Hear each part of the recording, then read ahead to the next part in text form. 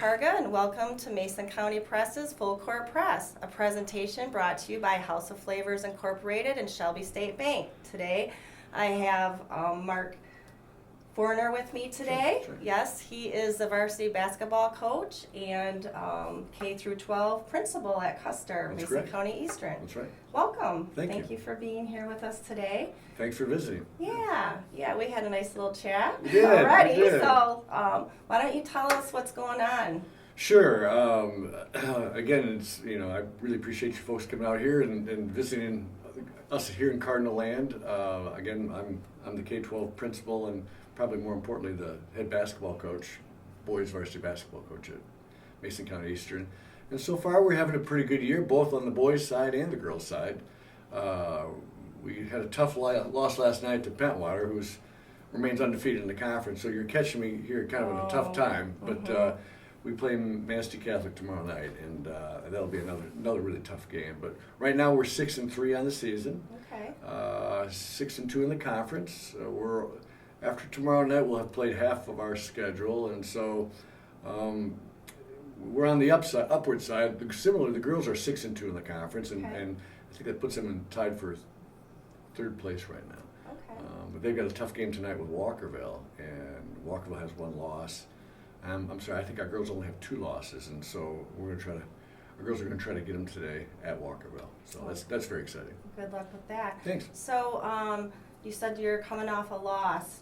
Have you made any adjustments, or do you have any things that you think that you need to work on, or what really went wrong there? Well, yeah, I would. I think we were probably out-coached, so most of that responsibility falls to me. Pentwater, they have a great group. They have a terrific head coach. Ashley's her name, and she does a nice job. Their kids came out all fired up, scored 23 points in the first quarter, knocked down 4 or 5 three-pointers, and kind of put us back on our feet. Our guys fought back, and we actually, in the third quarter, got it to within 3 points. Okay. But to Pentwater's credit, they knocked down a bunch of free throws in the fourth quarter, and they were able to beat us by 10. So that was kind of a character builder. So we hope to come out of the chute with maybe a little more energy tomorrow night. We play at Manistee, which is always a tough place to play. It's a kind of raucous crowd, which is great. That's a real advantage for them. So is that a rivalry game too? Yeah, it is. Yeah, and we've marked this. Actually, both these games on our schedule are kind of the highlights of the first half of the season because we knew both of those teams, Pentwater and Manistee Catholic, are going to be really, really strong. So maybe we can sneak up on Manistee tonight. That's our hope.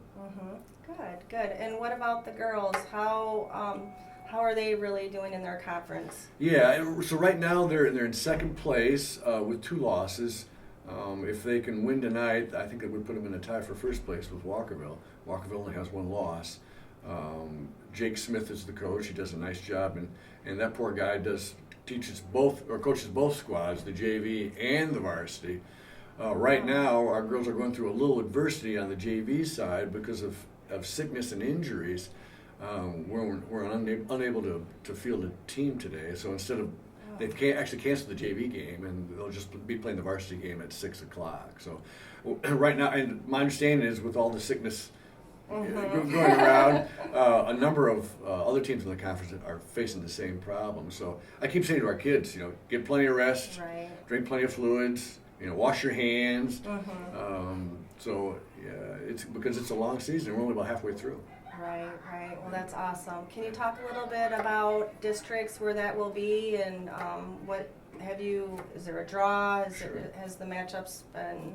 I'd be happy to speak to that. So it's interesting. This year, the MHSAA has implemented a new procedure where they, in the past, because of the random draw approach, sometimes the 2 best teams, the teams with the 2 best records, would face each other in the first round, and so they passed a bylaw that's going to prevent that from happening. And so now they're actually going to seed, but it's a little unusual approach because all they're going to guarantee is that the team with the best record and the team with the second best record won't face each other in the first round. So my understanding is that all teams will be notified of what the draw is 2 weeks before the tournament actually takes place.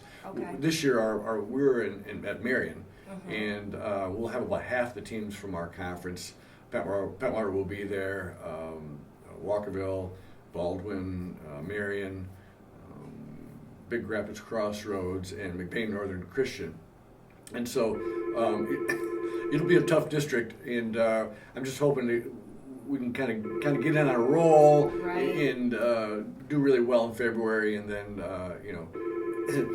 enter the district from a position of strength. Right. Do you have a lot of tough matchups scheduled for in February to get you ready for district? Well, we had the 2 tough games this week. Another team that's in our conference, it's really good, that is not in our district is Brethren, and we lost to them by 2 points away, and we lost the first game of the season with White Cloud by 2 points, and then we lost last night. So we're about 10 or 12 points away from being undefeated. So you're definitely building a lot of character. Yeah, that's exactly what it is. Yeah, it's character building time. You bet. Yeah, well, that's great. Yeah. Something else I wanted to just mention, you had a fundraiser here last weekend, donkey basketball. Yeah, that's exactly right. That's the 2nd year in a row. And when I was a kid, which was a long, long time ago, I remember going to a donkey basketball game. I'm a Hart native. And it was a lot of fun, and so a lady by the name of Sherry Howe, who's the head of our athletic boosters, kind of dusted it off, and she made some inquiries. And so last year we held the donkey basketball thing here, kind of a fun thing to do on a Saturday night in January, and raised $3,500 last year. So we had the same event again this year, and I'm happy to report that I didn't have to participate. I was wondering if you had to ride the donkey. Yeah, no, something about a jackass riding a jackass.